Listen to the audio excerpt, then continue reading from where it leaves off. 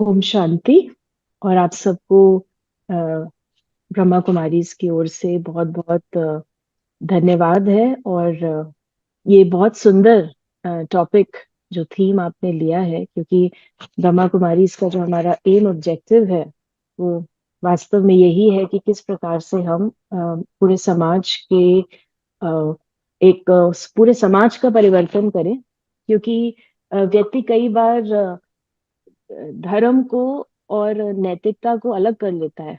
कई बार एक धार्मिक व्यक्ति वो धर्म, पूजा पाठ या धर्म को तो फॉलो करता है, लेकिन अपने जीवन में वैल्यूज को धारण नहीं करता। लेकिन वास्तव में धार्मिक धर्म ही हमें वैल्यूज की ओर लेकर जाता है। और जिस प्रकार से हम धर्म को समझते हैं, सबसे पहला धर्म मुझ आत्मा का धर्म है, और वो धर्म है पवित्रता का, सुख का, शांति का, प्रेम का।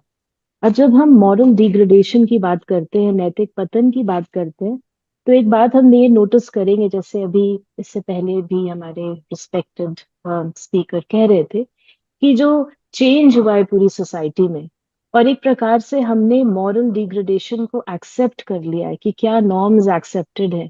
जैसे पहले बचपन में पढ़ाया जाता था, अब तो शायद सुनते नहीं है कि when wealth is lost, nothing is lost. If health is lost, something is lost.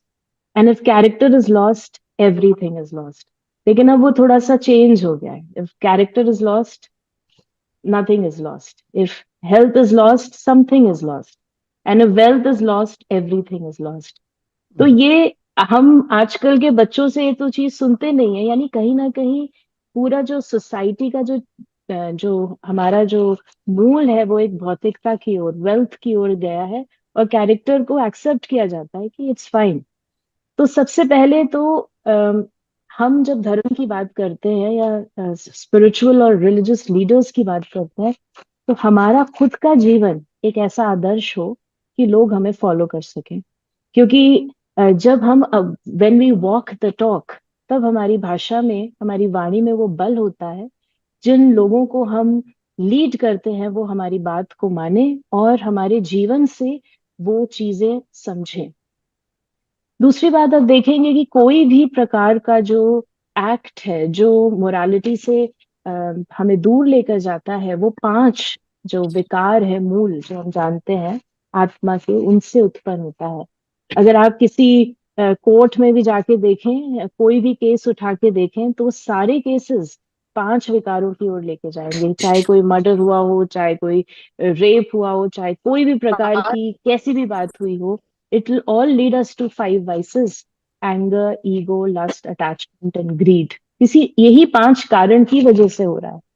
तो जब तक हम आत्मिक उन्नति नहीं करते हैं, तब तक हम देखेंगे कि समाज में ये बातें बढ़ती जाएंगी। अब जब रोल ऑफ द धर्म गुरु आता है, तो मेरे ख्याल से सबसे पहले हमें अपने समाज को समझना चाहिए कि किस प्रकार से अभी की जो जनरेशन है, लोग हैं, वो कैसे चेंज हो चुके हैं। उनमें जो आज के समय का सोशल मीडिया है, या किस प्रकार से वो एक्सपोज्ड हैं बहुत सारी बातों से।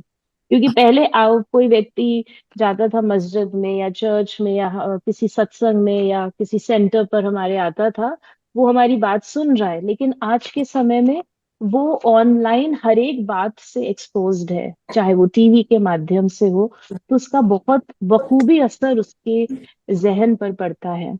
तो हमें उसको भी ध्यान में रखते हुए अपनी बातों को, जैसे हमने अभी ऑनलाइन ये मंच क्रिएट किया है, तो इस प्रकार की चीजें लोग, यंग जनरेशन के पास, या जो इस प्रकार का मीडिया यूज करते हैं, उनके पास अपनी बातों को लेकर जाना चाहिए।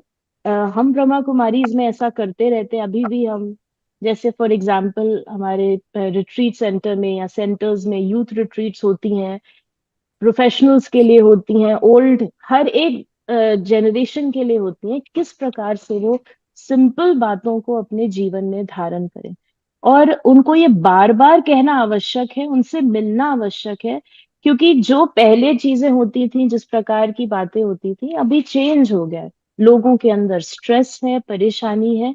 तो जब हम उसको दूर करते हैं, they are ready to listen. जब अगर उन्हें प्राप्ति नहीं हो रही है धर्म से, या हम उनको कुछ दे नहीं पा रहे, तब तक वो हमारी बात नहीं सुनते। जैसे कहते हैं ना कि अगर आप किसी को ज्ञान सुनाना चाहते हैं तो पहले उसका पेट भरना चाहिए, अगर वो भूखा है तो पहले भोजन दीजिए।